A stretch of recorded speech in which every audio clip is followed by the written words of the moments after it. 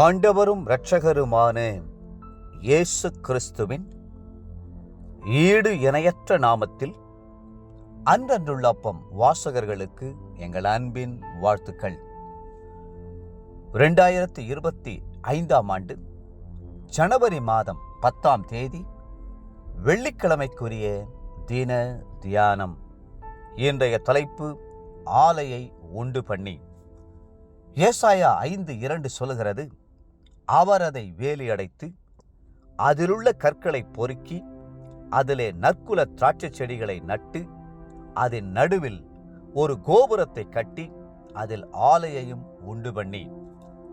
நம் ஆண்டவருக்கு செய்கிறதை பார்க்கிலும் ஆண்டவர் நமக்காக செய்கிறது 1000 மடங்கு அதிகமானவை. நம்மேல் அவர் வைத்திருக்கிற அன்பு ஈடு இணையற்றது.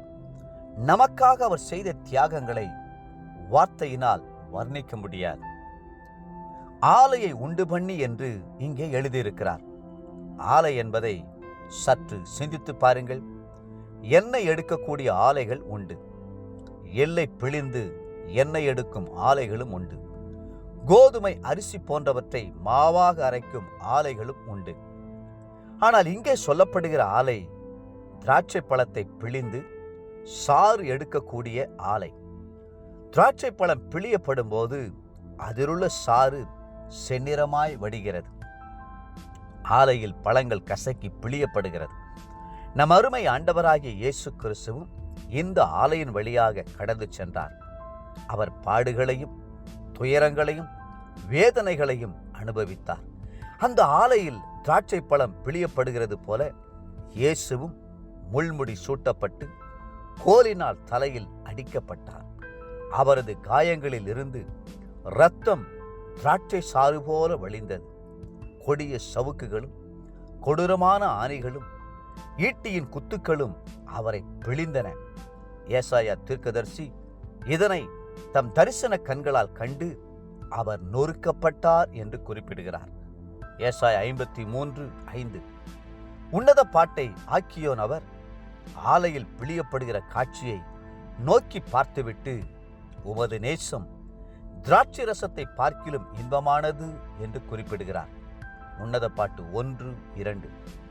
ஆதியிலிருந்தே கர்த்தர் பல விதங்களில் தகப்பனாக, சகோதரனாக, ஆலோசனை கர்த்தராக, சிநேகிதனாக நம்மிடத்தில் அன்பு கூர்ந்திருந்தாலும் சிலுவையில் நம்மேல் செலுத்தின அன்பு மகா விசேஷமானதாகும். தன்னையே பிழியப்படும்படி ஒப்பு கொடுத்த அந்த அன்பு மகிமையானது. அது அவரது நேசத்தின் உச்சிதத்தை எல்லாம் வெளிப்படுத்தின அன்பு. அந்த அன்புக்கு ஈடு இணையானது வேறு ஒன்றுமே இல்லை. நிந்தைகளும் அவமானங்களும் அவரை சூழ்ந்து கொண்டன. அவருடைய முகத்தில் காரி துப்பினார்கள். தாடி மயிரை சேர்த்து பிடுங்கி எடுத்தார்கள், அலங்கோலமாக்கினார்கள். 1000-10,000 பேரிலும் சிறந்த அவர் அந்த கேடடைந்தார். முற்றிலும் அழகுள்ள அவர் அழகுமில்லாமல் சௌந்தரியமும் இல்லாமல் காணப்பட்டார். கொடூரமான சம்மட்டியை கொண்டு அவருடைய கையை உருவ குத்தி ஆணிகளால் கடாவினார்கள். 2 கால்களிலும் ஆணிகள் கடாவப்பட்டன. போர் சேவர்களில் ஒருவன் அவருடைய விலாவிலே ஈட்டியாலே குத்தின போது அங்கிருந்து தண்ணீரும் இரத்தமும் புறப்பட்டு வந்தது. தேவ பிள்ளைகளே, உங்களுக்காக இயேசு தம்முடைய கடைசி சொட்டு இரத்தத்தையும் சிந்தினார். அவர் தம்முடைய ஆத்துமாவை மரணத்தில் ஊற்றி அக்கிரமக்காரரில் ஒருவராக எண்ணப்பட்டு நம்முடைய பாவங்களை எல்லாம் சுமந்து தீர்த்தார். அவரையே நோக்கி பாருங்கள். இன்றைய நினைவிற்கு ஏசாயா 53:4. மெய்யாகவே அவர் நம்முடைய பாடுகளை ஏற்றுக்கொண்டு நம்முடைய துக்கங்களை சுமந்தார். நாமோ அவர் தேவனால் அடிபட்டு வாதிக்கப்பட்டு சிறுமைப்பட்டவர் என்று எண்ணினோம்.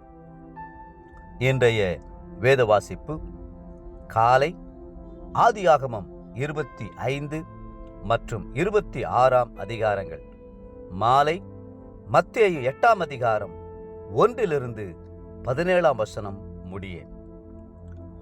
அன்புக்குரிய அன்றன்றுள்ள அப்பம் வாசகர்களே, மீண்டும் உங்களை வாழ்த்துகிறோம். நேசர் நமக்காக பிழியப்பட்ட அந்த அன்பை நாம் நினைவு கூறுவோம். கர்த்ததாமே உங்களை ஆசீர்வதித்து மென்மேலும் உயர்த்துவாராக. ஆமென்.